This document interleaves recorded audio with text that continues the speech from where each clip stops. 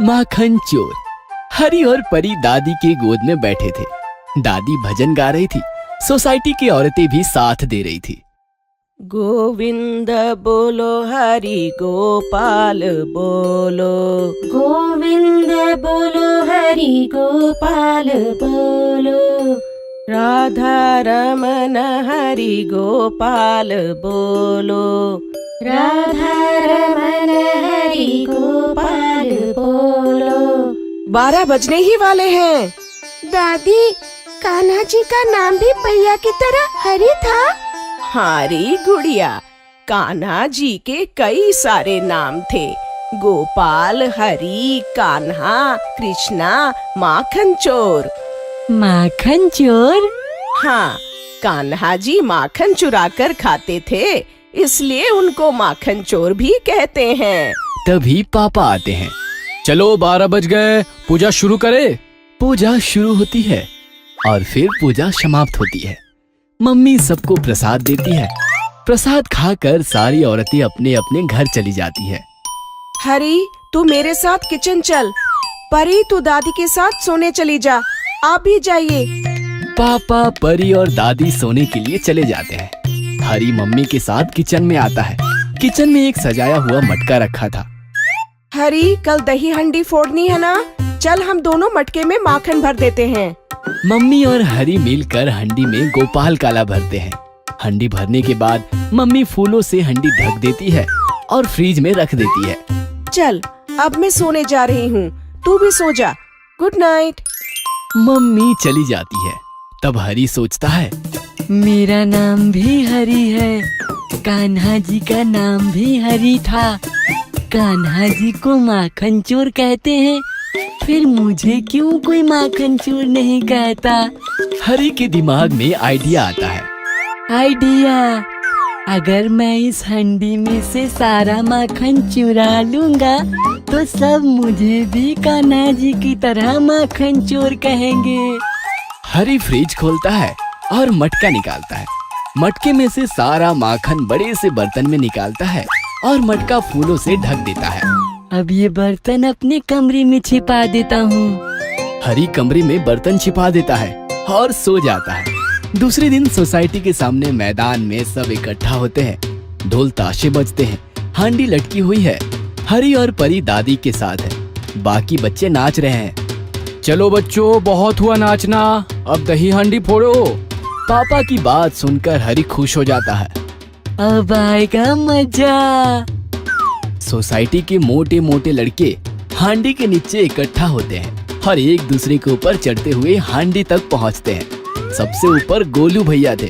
गोलू भैया हांडी में हाथ डालते हैं तो हांडी एकदम खाली थी। अरे यार! अचानक गोलू का बैलेंस बिगड़ जाता है और सब नीचे गिरते हैं। यह देख सब हंसने लगते हैं। माखन चुराना इतना आसान नहीं है गोलू, फिर से कोशिश करो, उठो। अरे दादी, माखन चुराने के लिए हंडी में माखन तो होना चाहिए। हंडी तो एकदम खाली है। क्या? ये कैसे हो गया? अरे, कल रात ही तो मैंने हरी के साथ मिलकर हांडी भर कर रखी थी। क्यों हरी? किसने चुराया माखन? कौन है माखन चोर? दादी की बात सुनकर हरी जोर से नाचने लगता है। मैं हूँ माखन चोर, मैं हूँ माखन चोर। कहो कहो, मुझे माखन चोर कहो। अरे ओ माखन चोर, ये क्या कह रहा है? दादी, कल रात मैंने सारा माखन चुरा लिया था ताकि सब मुझे भी माखन चोर कहे। यस। ये लड़का भी ना एकदम पागल है। तू माखन चोर है, पर तू पगला माखन चोर है। ऐसा क्यों कहती हो दादी? पगले, कान्हा जी अकेले माखन नहीं चुराते थे, अपने दोस्तों के साथ चुराते थे और उन्हें भी खिलाते थे। तूने तो दोस्तों को नाराज कर दिया। जा और माखन लेकर आ। लाता हूँ, पर एक शर्त है। क्या? दही हांडी तो मैं ही फोड़ूंगा। हरी, तू छोटा है अभी, अगले साल फोड़ना। कान्हा जी भी तो छोटे थे, उनके मम्मी पापा तो उन्हें नहीं रोकते थे। हरी की बात सुनकर सबको हंसी आती है। जा माखन चोर, माखन लेकर आ। हांडी भी तू ही फोड़ना। यस। हरी माखन का बर्तन लेकर आता है। मम्मी मटके में माखन डालती है। बच्चे फिर से एक दूसरे के ऊपर चढ़ते हैं। सबसे ऊपर हरी होता है और हरी दही हांडी फोड़ता है। जय बोलो माखन चोर की जय। जय। गट्टू गोपाल। जन्माष्टमी की रात थी। रात के 9 बज चुके थे। गट्टू चिंकी के घर सोसाइटी की सारी औरतें और साथ साथ सारी बाल गोपाल सेना इकट्ठी हुई थी। कृष्ण भगवान के मंदिर में काफी सारे फल और विविध व्यंजन रखे हुए थे, जो देखकर बच्चों के मुंह में पानी आ रहा था। बच्चों, संयम रखो, अभी तो हमें बहुत कुछ करना है। कान्हा जी का नाम स्मरण करना है, उनके भजन गाने हैं और कृष्ण जन्म की कहानी भी सुननी है। कहानी का नाम सुनते ही बच्चों की भूख एकदम छूमंतर हो गई। ये कहानी द्वापर युग की है। द्वापर युग में राजा उग्रसेन नाम का राजा रहता था। उसका एक अत्याचारी दुराचारी बेटा था, जिसका नाम था कंस। कंस मतलब कंस मामा? हाँ, वही कंस मामा, पापी अत्याचारी कंस, जो नागरिकों के ऊपर कई प्रकार के अत्याचार करता था। वो कंस मामा कैसे बना, ये हम सब इस कहानी में देखेंगे। कंस बड़ा दुष्ट था। अपने पिता को धोखा देकर वो नगर का राजा बन बैठा था और लोगों पर अत्याचार करता था। उसकी एक बहन थी, देवकी। कंस देवकी से बहुत प्यार करता था। देवकी? ये कौन है? नाम तो सुना हुआ है। अरे वो कान्हा जी की मम्मी है। लेकिन कान्हा जी की मम्मी तो मैया यशोदा है। अरे तुम दोनों ही बोलोगे या दादी को भी बोलने दोगे? बस कहानी सुनते रहो, दादी तुम्हारे सारे डाउट्स क्लियर करेंगी। तो हुआ ऐसा, देवकी की शादी राजा वासुदेव से हुई और कंस देवकी वासुदेव को रथ में बिठाकर बहन के ससुराल निकल पड़ा। कंस रथ दौड़ा रहा था, तभी अचानक मौसम बदल गया। तेज तूफान आया, बिजलियां कड़कड़ाने लगी और आकाश से आकाशवाणी हुई। क्या थी वो आकाशवाणी? हे दुष्ट कंस, जिस देवकी को तू रथ में बिठा कर ले जा रहा है, उस देवकी का 8वां पुत्र तुम्हारा वध करेगा। अरे बाप रे! फिर क्या? कंस ने देवकी और वासुदेव को कारागृह में यानी अपने नगर के जेल में बंद कर दिया। और जब भी वासुदेव देवकी का कोई बच्चा होता, पहरेदार कंस को खबर करते और कंस जाकर उस बच्चे को मार देता।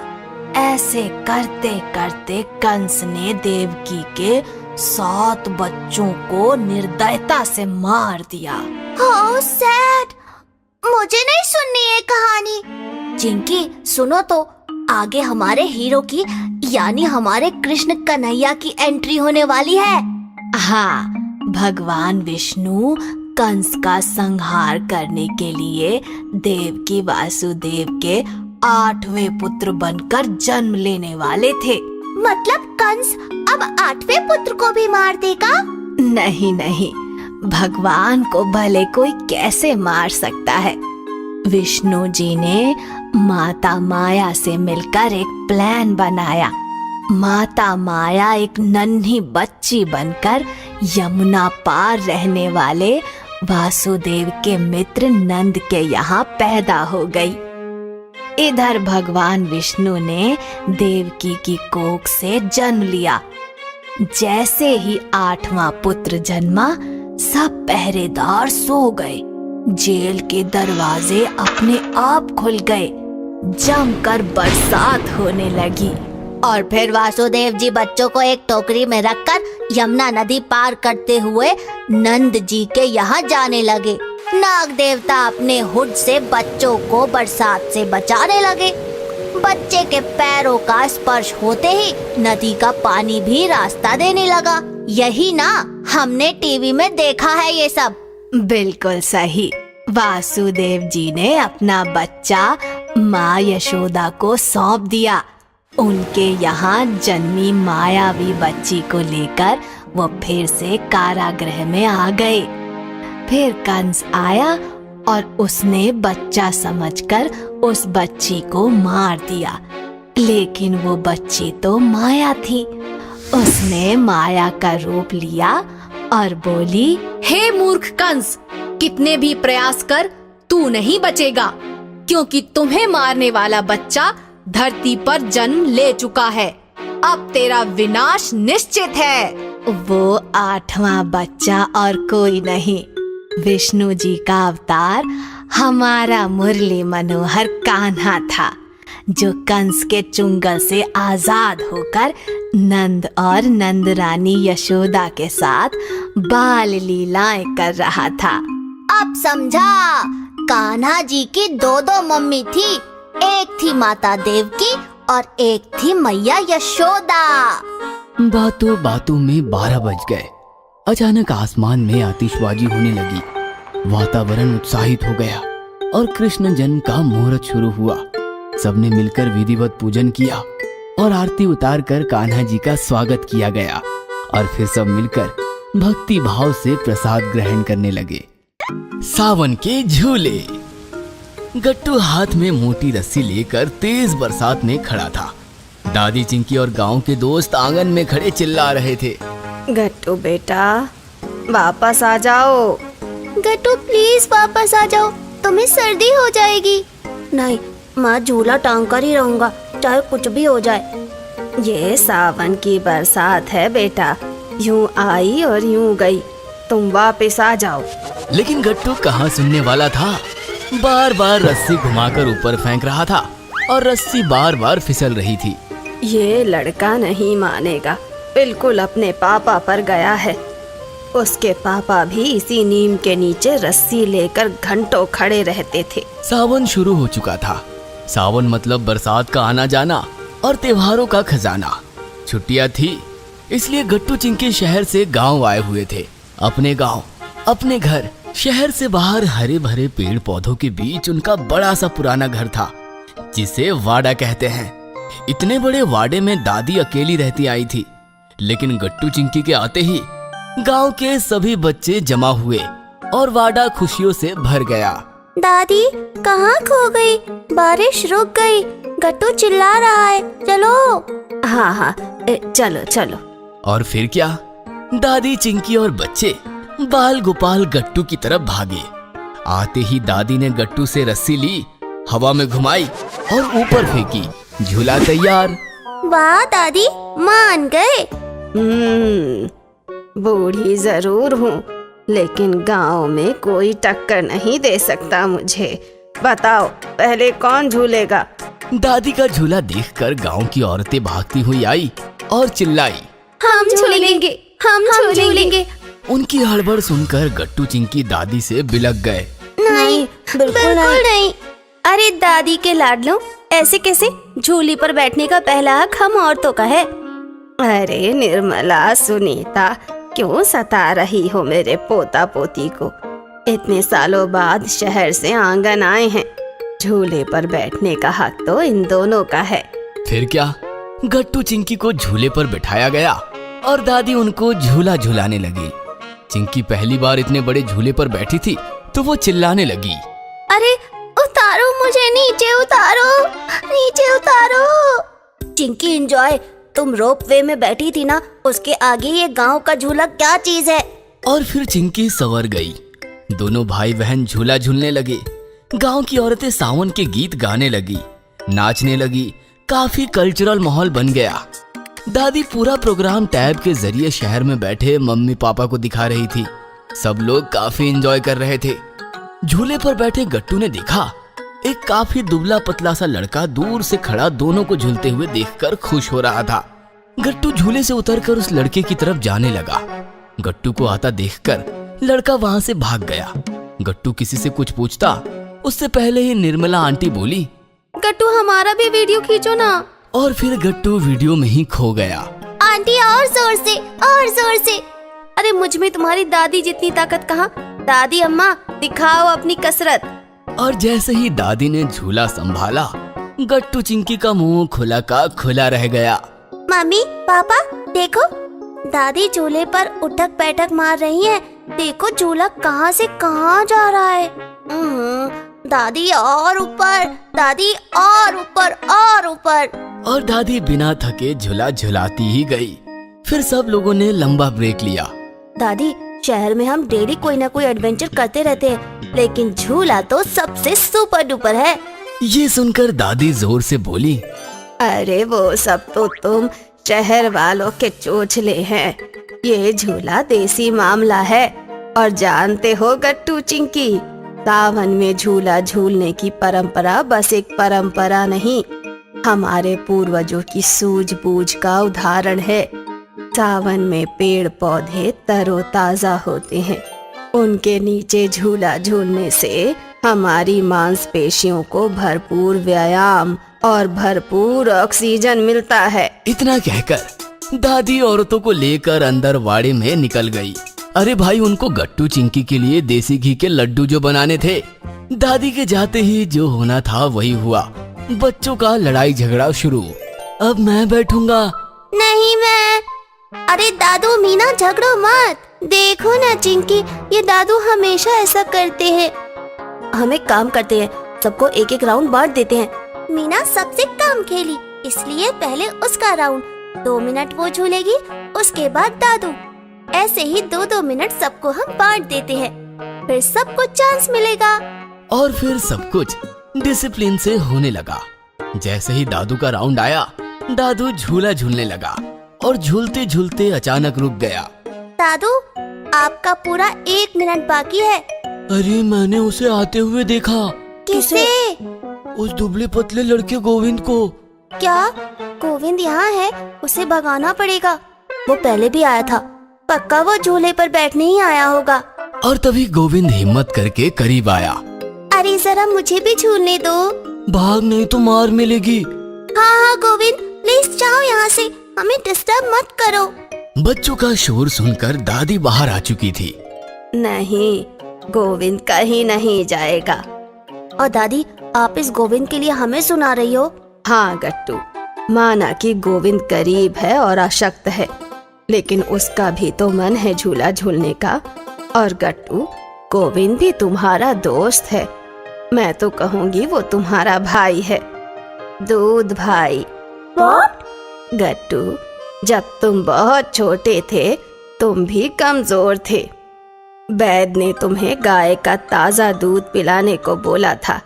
शहर में मिलेगा कहाँ वो, इसीलिए तुम्हारे मम्मी को लेकर मैं गांव आई। गोविंद की मम्मी नहीं थी, तो उसके पापा ने उसके लिए गाय लाई थी। हर रोज गोविंद का पापा तुम्हें और गोविंद को गोद में बिठाकर गाय का दूध पिलाते थे। कभी कभी वो पागल गोविंद का हिस्सा भी तुम्हें पिला देता था। ये सुनकर तो गट्टू चिंकी के आंखों में आंसू आ गए। गट्टू गोविंद के पास गया और उसके कंधे पकड़कर बोला, गोविंद मेरे दोस्त, मेरे भाई, माफ कर दे हम सबको। तुम्हें झूला झूलना है ना, हम दोनों एक साथ झूला झूलेंगे। ए चलो रे। फिर क्या, गोविंद और गट्टू एक साथ झूला झूलने लगे। बाकी सारे बच्चे उनको झूला झूलाने लगे। और जोर से, और जोर से, और जोर से, और जोर से। और इस प्रकार सावन का झूला झूलने वाले गट्टू गोविंद दादी को कृष्ण सुदामा दिखने लगे।